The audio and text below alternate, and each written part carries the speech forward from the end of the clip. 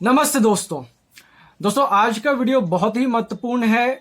Centre for science and environment ने कुछ ही दिनों पहले एक बहुत इंपॉर्टेंट स्टडी अपनी पब्लिश की थी, जो भारत में बिकने वाले जो हनी के ब्रांड्स हैं उनको लेकर। और आप सभी जानते होंगे उसमें लगभग 77% जो सैंपल्स थे वो फेल हो चुके हैं। जो मापदंड होते हैं, क्राइटेरिया होता है, उसको वो सेटिस्फाई नहीं कर पाए, जो बहुत ही शर्मनाक बात है। और मैं अगर ऑनेस्टली बोलूं तो मुझे ये बहुत शॉकिंग नहीं लगा, क्योंकि मुझे हमेशा से लगता था ये मिलावटी तो होते ही हैं, इसलिए मैंने कभी इनका रिव्यू भी नहीं बनाया था। लेकिन चूंकि इसमें बहुत बड़े प्लेयर्स के भी नाम आए हैं, जैसे कि पतंजलि, डाबर आदि, तो इस स्टडी के बारे में थोड़ा डिटेल में आपको बताऊंगा। बहुत ही सरल शब्दों में बताऊंगा कि आखिर पूरा जो स्टडी थी वो क्या थी, कौन से ब्रांड्स इन्वॉल्व थे और कौन इसमें पास हुए हैं। तो सभी को जानने के लिए वीडियो पर बने रहिए। चलिए शुरू करते हैं। तो दोस्तों, centre for science and environment ने भारत में जो 13 हनी के ब्रांड्स हैं उनको अलग अलग जगह से कलेक्ट किया। 22 सैंपल्स ऐसे कलेक्ट किए 13 ब्रांड्स के, और उनको कैल्फ गुजरात में भेजा। देखिए कैल्फ क्या है, centre for analysis and learning in livestock and food. ये है जो national dairy development board Gujarat के अंतर्गत आता है। भारत की सबसे बड़ी संस्था है जो इस तरह की रिसर्च आदि करती है। तो उन्होंने इन 13 ब्रांड्स का पूरा एनालिसिस किया। जो बड़े प्लेयर थे जैसे कि पतंजलि हो गया, डाबर आदि, जंडू, इन्होंने जो भारतीय मापदंड हैं C4 C3 जो होता है, ऐसे कुछ मापदंड होते हैं, उनको बहुत ही आराम से पास किया। तो उसमें तो ये लोग ठीक निकले। लेकिन जो दो एडवांस्ड टेक्निक्स आप कह सकते हो जो कि भारत में होती ही नहीं है, एक का नाम है TMR, trace marker for rice syrup. दूसरे का नाम है, जो बहुत इंपॉर्टेंट है, NMR, जो कि न्यूक्लियर मैग्नेटिक रेजोनेंस स्पेक्ट्रोस्कोपी है। ये जर्मनी में ही होते हैं, वहीं की जो कुछ बहुत एडवांस्ड लैबोरेटरीज होती हैं वहीं पर होता है। तो इसके लिए इन सभी ब्रांड्स को वहां पर भी भेजा गया।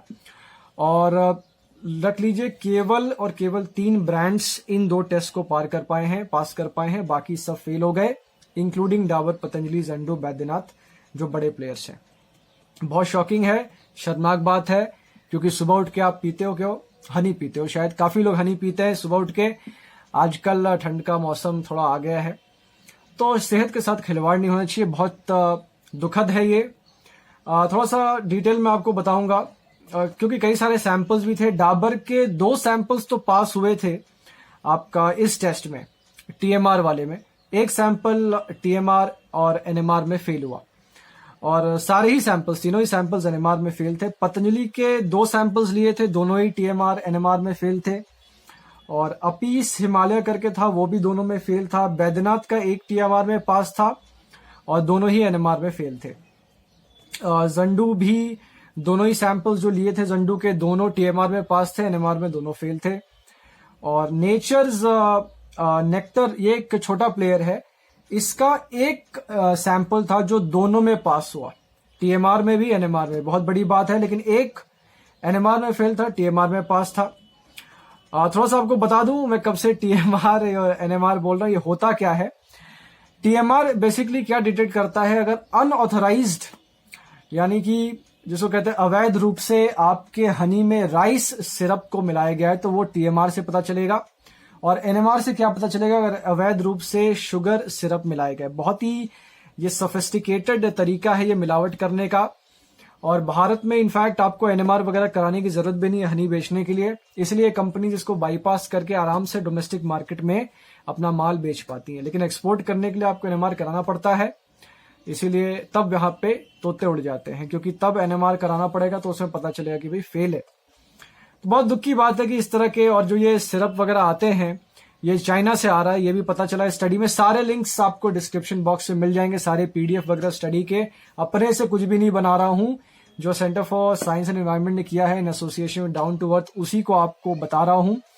तो ये सारी चीजें वहीं से निकल के आई है। हितकारी हनी भी दोनों में फेल रहा है, NMR TMR में, भारतीय मापदंडों में पास है।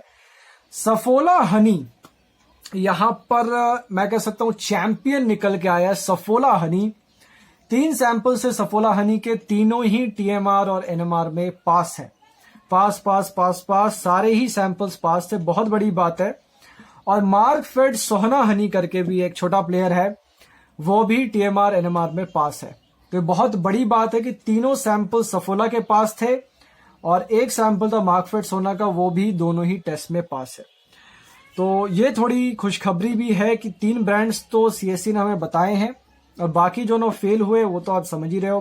फिर ऐसी और कंपनी थी, दादेव हनी, इंडिजिनस हनी, ये TMR में पास, NMR में फेल थे, और फाइनली हाई हनी जो NMR में फेल था। फिर एक और भी कुछ है सोसाइट नेचुरल हनी करके, सरप्राइजिंगली ये भी TMR NMR में पास था।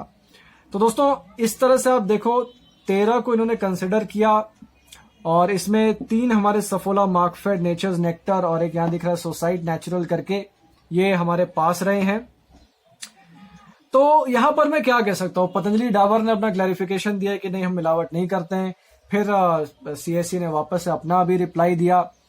अब ये तो एक चलता रहेगा, लेकिन देखिए दोस्तों दिक्कत तो है यहाँ पे, क्योंकि फिट ट्यूबर भाई ने भी जब किया था तो डाबर पतंजलि NMR में फेल थे उनके स्टडी में भी, और शायद जंडू पास हुआ था।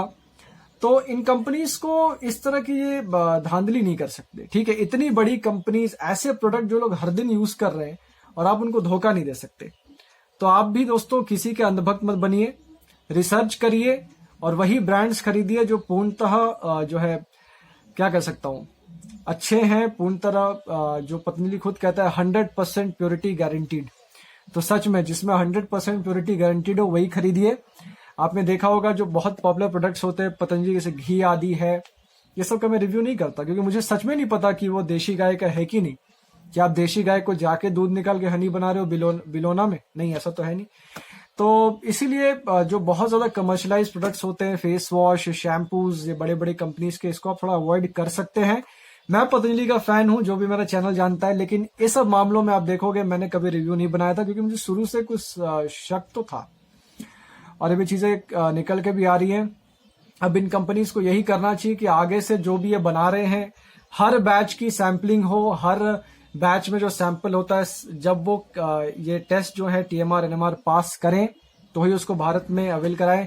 और पहली बात तो भारत में खुद इन मापदंडों को मैंडेटरी किया जाए, वरना कंपनी क्यों करेगी? जब तक ये NMR TMR मैंडेटरी नहीं होगा तो फिर कंपनी तो बाईपास करेंगी सस्ते में बेचने के लिए, प्रॉफिट्स के लिए वगैरह वगैरह। तो काफी इंपॉर्टेंट रेवलेशन थी और डेफिनेटली पतंजलि का मैं रिव्यूज बहुत सारा बनाता हूं तो मैं भी थोड़ा हर्ट हुआ। तो उनको इस चीज में अब ध्यान देना पड़ेगा।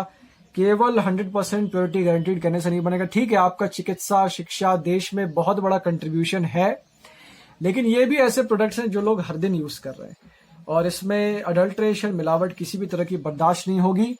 क्लैरिफिकेशन तो वो दे रहे हैं, लेकिन हमें प्रोडक्ट पास करे ये देखना है। केवल मौखिक रिटन क्लैरिफिकेशन से नहीं चलने वाला, एक्चुअल प्रोडक्ट दोनों टेस्ट को पास करे तभी बात बनेगी। तो दोस्तों वीडियो कैसा लगा जरूर बताइएगा, सभी के साथ शेयर कर दीजिए। देखने के लिए आप सभी का धन्यवाद। ओम नमस्ते।